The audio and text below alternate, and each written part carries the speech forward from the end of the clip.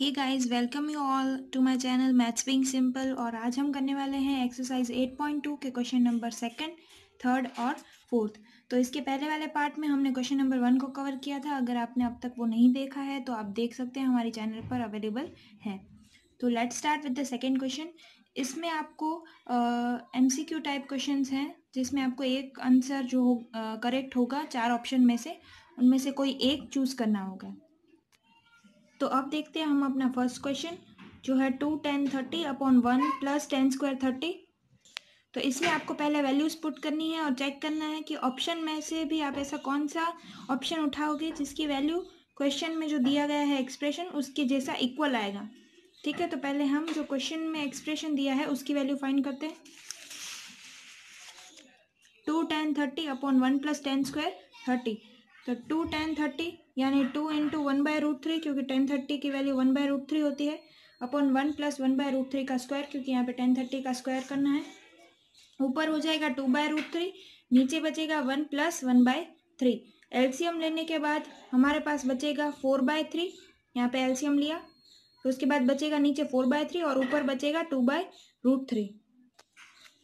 तो ये 3 ऊपर चला जाएगा और √3 नीचे आ जाएगा, तो हमारे पास बचेगा 2 इंटू 3 अपॉन 4 इंटू √3। तो 2 1 जा 2 2 जा, तो नीचे 2 बचेगा और √3 इंटू √3 करते हैं तो 3 बनेगा, यानी ऊपर 3 और √3 कैंसिल होके ऐसे यहाँ पे अगर होता है तो हम क्या करते हैं, 3 से 3 को डिवाइड करेंगे तो ऊपर √3 ही बचेगा, तो हमारे पास आंसर आ जाएगा √3/2। तो √3/2 फाइनल आंसर है, पर हमें ऐसे वैल्यूज में आंसर नहीं दिया गया है। हमें ये फाइंड करके बताना है कि किसकी वैल्यू, ऑप्शन कोई ऐसा चूज करना है कि जिसकी वैल्यू भी √3/2 आनी चाहिए। तो sin 30 की वैल्यू क्या होती है, 1/2। tan 60 की वैल्यू tan 60 की वैल्यू होती है √3। cos 60 की होती है 1/2 और sin 60 की होती है √3/2। तो अगर इन सब की आपको वैल्यूज पता है तो ही आप इसका आंसर निकाल पाओगे, वरना नहीं निकाल पाओगे। तो इसलिए आपको टेबल याद करना बहुत ज़रूरी है। उसका वीडियो भी मैं जल्द लेकर आऊँगी। तो चलो अब अपने सेकेंड क्वेश्चन को देखते हैं। 1 minus 10 square 45 upon 1 plus 10 square 45। तो 1 माइनस 1 स्क्वायर, तो 10 45 की वैल्यू होगी 1। 1 minus 1 square upon 1 plus 1 square, तो 1 माइनस 1 तो 0 हो जाएगा, यानी इसका आंसर 0 होगा। तो सेकेंड में हम देखते हैं, तो हमें एंगल में भी वैल्यू दी गई है 1 sin 45 और 0, एक डायरेक्टली 0 दिया गया है, तो यही हमारा आंसर होगा। थर्ड क्वेश्चन है sin 2a equals to 2 sin a। तो ये चीज़ कब होगी, मतलब a क्या होना चाहिए, मतलब एंगल a क्या होना चाहिए कि ये सेम हो जाए, sin 2a equals to 2 sin a। तो हम लोग एक एक को पुट करेंगे और बाद में हम चेक करेंगे। तो आप देख सकते हो, अगर मैं साइन इधर 30 पुट करूँ a की जगह, तो इधर sin 60 हो जाएगा। ठीक है, sin 60 हो जाएगा, और sin 60 की वैल्यू होती है √3/2। और इधर अगर मैंने 30 पुट किया तो sin a की वैल्यू होगी 2। 2 इंटू 1/2 तो 1 होगा, मतलब sin 30 मैच नहीं करेगा। वैसे 45 डालोगे तो इधर sin 90 बनेगा 1। ठीक है, तो इधर मैं आपको करके ही दिखाती हूँ। अगर मैं इधर 30 पुट करती हूँ a की जगह, तो ये बन जाएगा sin 60 equals to 2 sin 30। sin 60 की वैल्यू होती है √3/2 और sin 30 की वैल्यू होती है 1/2। तो आप देख सकते हैं √3/2 इक्वल्स टू 1, तो ये गलत है, मतलब 30 नहीं पुट कर सकते। अब मैं 0 पुट करती हूँ तो आ जाएगा sin 2 into 0 equals to 2 sin 0। sin 0 0 होता है, यानी इस साइड 0 हो गया। 2 इंटू 0 भी 0 ही होगा अंदर, तो sin 0 यानी ये भी 0 आ जाएगा, मतलब 0 वाला सेटिस्फाई कर सकता है, करेगा ही। और ऐसे ही मैं अगर 45 पुट करूं तो यहाँ पे आ जाएगा sin 2 into 45 equals to 2 into sin 45।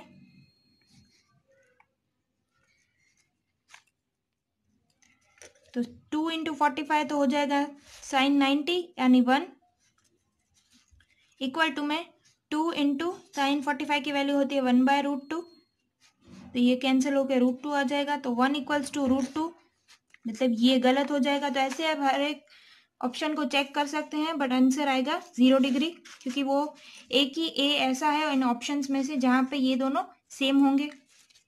Fourth पे देखते हैं 2 tan 30 upon 1 minus ten square 30। तो इसकी वैल्यू हमें पहले फाइंड करनी पड़ेगी और बाद में हम चेक करेंगे ऑप्शन में से किसकी वैल्यू सेम आ रही है। तो देखते हैं हम यहाँ पे 2 इंटू टेन 30 यानी 2 इंटू 1/√3, 1 माइनस 1/√3 का स्क्वायर, क्योंकि यहाँ पे स्क्वायर है, तो 2/√3 अपॉन 1 माइनस 1/3, यानी ये एलसीएम लेने के बाद हमारे पास आ जाएगा 2/3 और ऊपर आ जाएगा 2/√3। तो 2 से 2 तो कैंसिल हो जाएगा, ये 3 ऊपर और √3 नीचे। तो फाइनल हमारे पास आंसर जो आएगा वो होगा √3। तो √3, ठीक है। तो ऑप्शन हमें गिवन है cos 60, sin 60, tan 60 और sin 30। तो आप ये चारों ऑप्शन जब चेक करेंगे इनकी वैल्यूज से तो आपको पता लगेगा कि tan 60 की वैल्यू भी √3 ही होती है, यानी आंसर हमारा आ जाएगा सी tan 60। तो आइए देखते हैं हम अपना थर्ड क्वेश्चन। थर्ड क्वेश्चन में हमें दिया गया है tan a plus b equals to √3 and tan a minus b equals to 1/√3। और a प्लस बी यानी दोनों एंगल का समेशन 0 से 90 डिग्री के बीच में ही होना चाहिए और a जो एंगल होगा वो b से बड़ा होना चाहिए। तो हमें a और b फाइंड करना है। तो पहले हम यहीं से शुरू करेंगे, जो फाइंड कर सकते हैं वो मेन यही चीज़ें हैं, यहीं से हमें कुछ ना कुछ हिंट मिलेगी और हम आगे बढ़ेंगे। तो देखिए tan a plus b equals to √3। अब आपको भी पता है कि tan 60 की वैल्यू ही √3 होती है,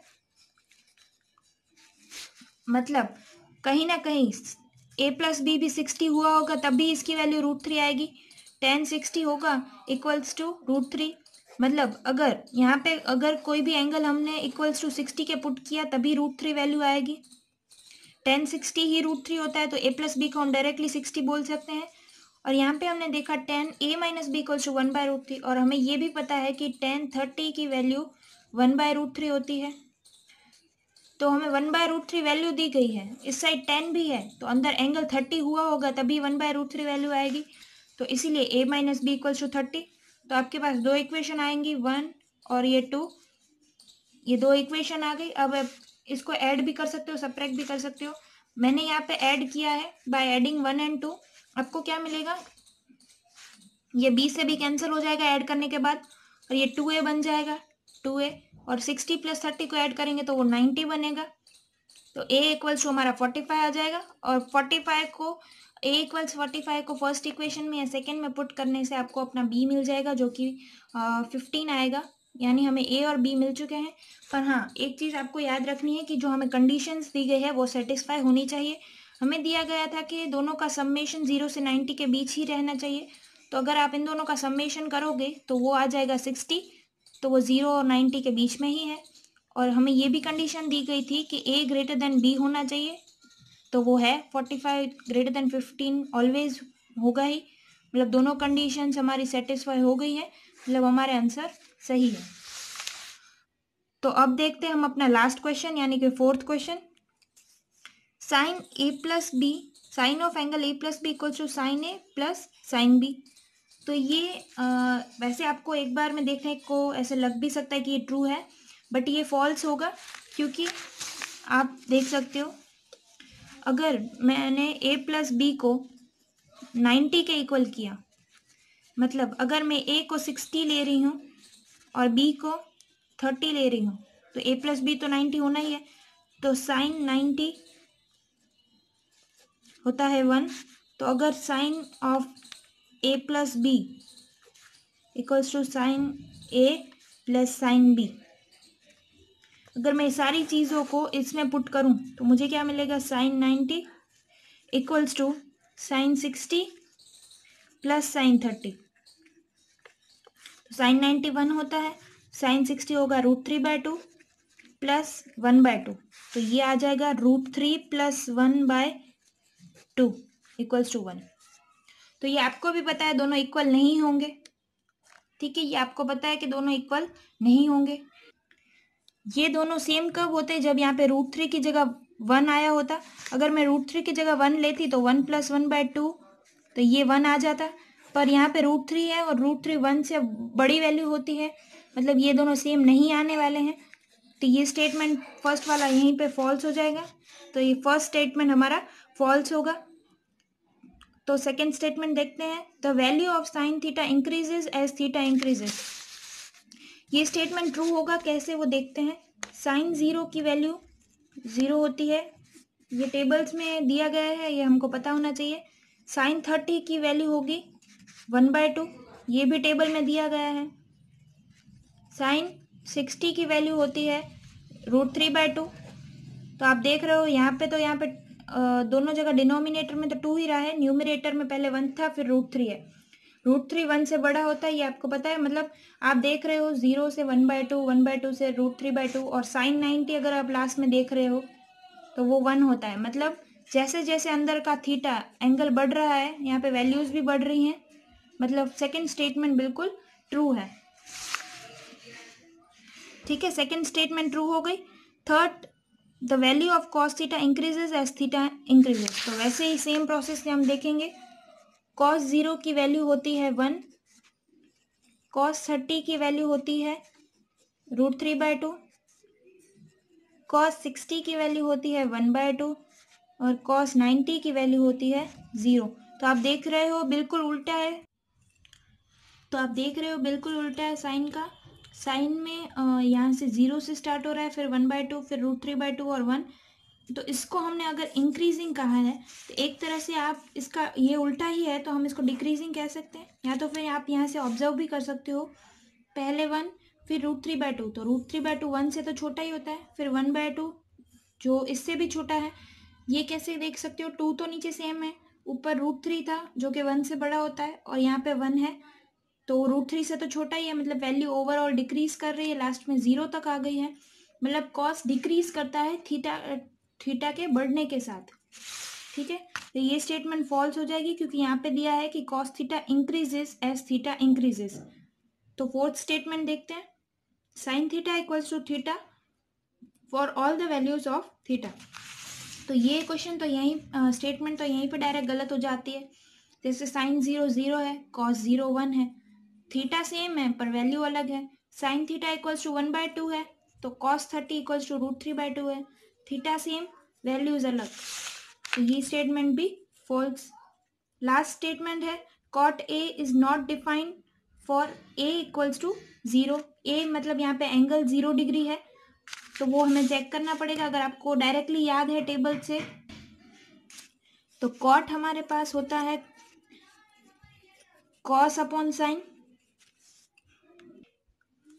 कॉट ए हमारे पास होता है cos a upon sine A.